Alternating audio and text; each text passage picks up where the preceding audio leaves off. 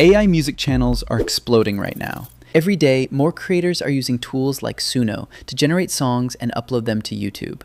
And at first glance, it looks like one of the easiest ways to start a YouTube channel. Generate a song, upload it, wait for views, then apply for monetization. Simple. Or at least, that's what most people think.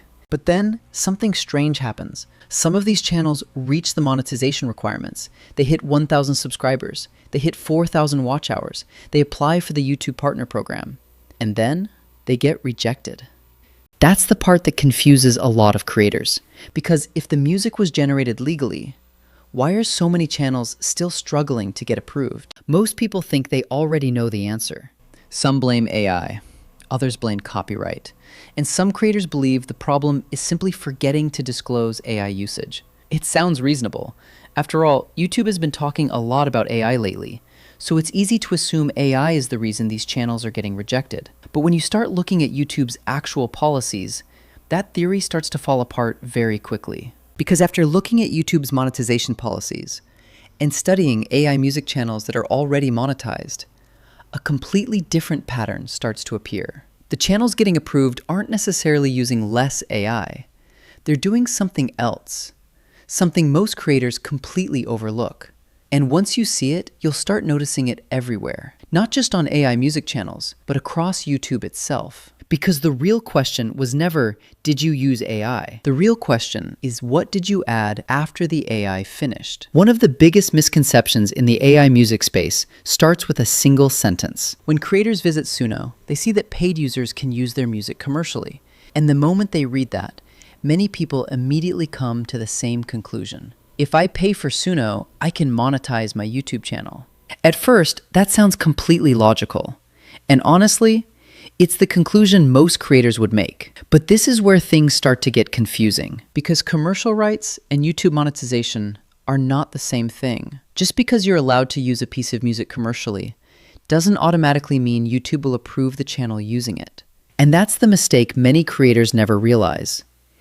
They're focused on whether they have permission to use the content, while YouTube is focused on something completely different. Something that has nothing to do with simply owning the music. And this is where the investigation takes an interesting turn. Because once you stop looking at commercial rights and start looking at YouTube's monetization policies, a completely different picture starts to emerge. Not the AI policies, not the copyright policies, the monetization policies. And once you look closely, three phrases keep appearing over and over again: reused content, mass-produced content, and repetitive content. Those three phrases are the first real clue to understanding why so many AI music channels struggle during monetization review. Now we get to the real problem. And it's probably not what most creators expect. Because the issue isn't that AI was used. The issue is what happens after the AI finishes. Imagine two creators using the exact same AI music tool.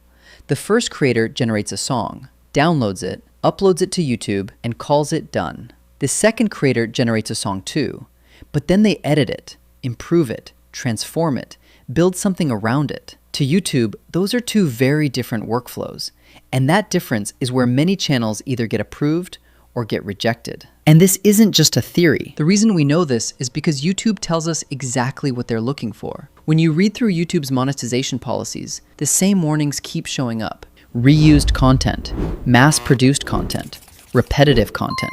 Now think about that workflow again. Generate a song, download it, upload it, then repeat the process 10 more times. Can you see the problem? From a creator's perspective, it might feel like you're making original content, but from YouTube's perspective, the channel can start looking automated. And that's exactly the pattern many reviewers are trained to look for. And this is where a lot of AI music creators accidentally walk into trouble, especially creators making lo-fi music, sleep music, meditation music, or study music, because those videos are often several hours long. But the original AI-generated song might only be a few minutes. So what happens? Many creators simply loop the same track again and again until the video is long enough. Now, technically, there's nothing wrong with looping music, but when the same song is repeated for hours with very little change, the final content can start looking repetitive. And that's exactly the type of pattern YouTube pays close attention to during monetization review. And when you step back and look at the bigger picture, a pattern starts to become obvious. YouTube isn't sitting there asking,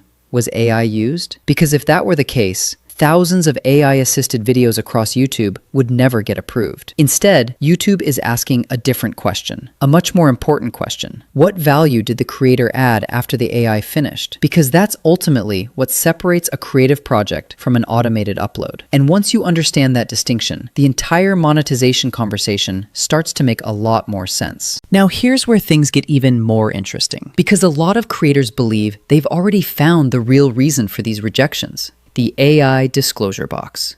You've probably seen it yourself inside YouTube Studio, a simple checkbox asking whether your content was altered or generated using AI. And over time, many creators started building a theory. If I check that box, YouTube will reject my channel. At first, that sounds believable, but there's one major problem with that theory. The evidence doesn't support it. Because if AI itself was the problem, then AI music channels wouldn't be getting monetized at all. But that's clearly not what's happening. There are channels using AI right now that are already monetized. And that's where the AI rejection theory starts falling apart. Take channels like New Soul. At first glance, they seem to support the theory. AI-assisted music, AI-assisted production, millions of views. Yet the channel exists, the content exists, and the theory that AI automatically causes rejection suddenly becomes much harder to defend because the evidence is pointing somewhere else. And once you put all the pieces together, a pattern becomes impossible to ignore. The AI disclosure box isn't the problem. AI music isn't the problem. And AI tools aren't the problem either. The real difference appears after the music is generated. Some creators stop there. Generate, download, upload, repeat. Others take the AI output and turn it into something bigger. They edit it, brand it, transform it, and build an experience around it. That's why two channels can use similar AI tools and end up with completely different monetization outcomes. The difference isn't the AI. The difference is the creator. So what do successful AI music creators do differently? The answer is surprisingly simple. They stop treating AI as the finished product and start treating it as the starting point. That's a huge difference, because the moment the AI generates the song, their work is just beginning, not ending. They don't ask, how fast can I upload this? They ask, how can I make this better? And that mindset alone changes everything. So what does adding value actually look like? It doesn't necessarily mean creating everything from scratch. It means contributing something meaningful to the final result. For some creators, that's editing. For others, it's creating original visuals. Some build a recognizable brand. Others create a unique atmosphere that viewers instantly recognize. The important thing is that the final project feels like it came from a creator, not from a button click. Because the more creative decisions you make, the more your content starts looking like a real production instead of a raw AI export. And honestly, that's good news, because it means you're not competing against AI. You're competing against low-effort creators. Think about it. Anyone can generate a song. Anyone can click a button. Anyone can upload a file. But not everyone is willing to put in the extra work. Not everyone is willing to improve the content, build a brand, create better visuals, and turn an AI-generated asset into a real creative project. That's where the opportunity is. Because the creators who do that stand out immediately. And that's exactly the type of difference YouTube wants to see. So after everything we've covered, the biggest lesson is actually very simple.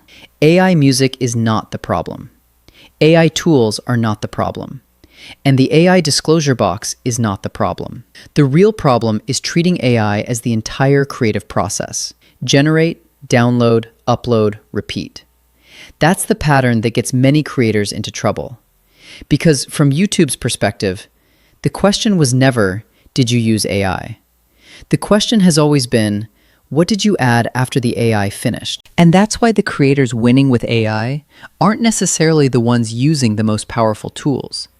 They're the ones adding the most value after the tools are finished.